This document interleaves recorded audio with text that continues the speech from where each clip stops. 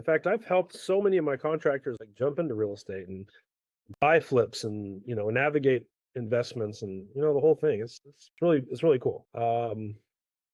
That's all I got. Questions. Hopefully we covered this from a little bit different angle than some of the other stuff we've done. I'd really love to open it up. Anybody got questions on what I've just talked about or any specifics on contractor stuff that you've got going? I have a question, Jason.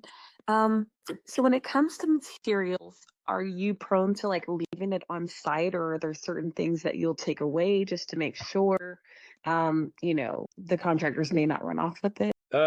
Yeah. I mean, if I'm worried about contractors running off with stuff, I'm working with the wrong contractors. But more importantly, other people are going to run off with it. And not to say that I haven't been robbed by contractors and neighbors, junkies or everything. I've been ripped off by all of them. One way you mitigate that is you just you stagger your orders. I use Home Depot. I stagger my orders with Julie from Home Depot to get delivered often. And when they get delivered, they get used. So cabinets don't just sit there for a week. They get delivered on a Tuesday and they get installed on a Tuesday. Stuff gets delivered and gets used. And I've got a material runner, and so he helps manage a lot of that.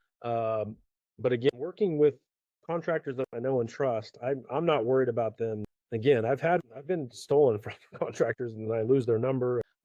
It's not a good situation. More importantly, what you want to mitigate is from other people breaking in, and we've all probably had that.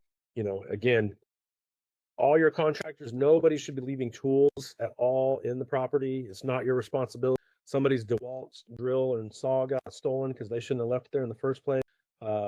Hang your plastic up in the windows. Keep some lights on. You can always throw a radio on in the basement. It's always good to make it look like some activity. Put some floodlights. We use solar lights. Put them out front. Just make it look like somebody's living. Truth is, when there's a dumpster in the driveway, the place looks like hell. It's people know it's a rehab.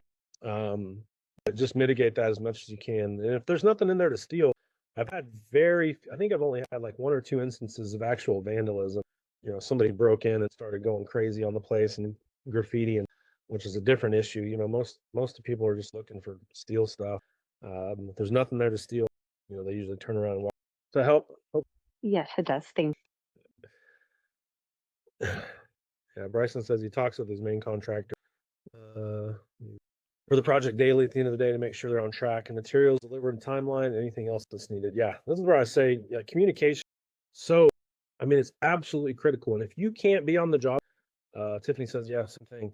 So if you can't be on the job site, somebody needs to be on the job site. It needs to be a project manager, your partner. I mean, yeah, like every day. Because you want to catch something that's going sideways quickly. You want imminent and just to projects that have visitation and a lot of activity get hit less often. It's the projects that's been sitting there for a while, and the owner hasn't showed up into that tend to have bad things happen. But if you're the neighbors see my projects, my guy's little red truck he's got, he's always at the job site, and they see that, and that's great. And my black truck shows, you know, it mitigates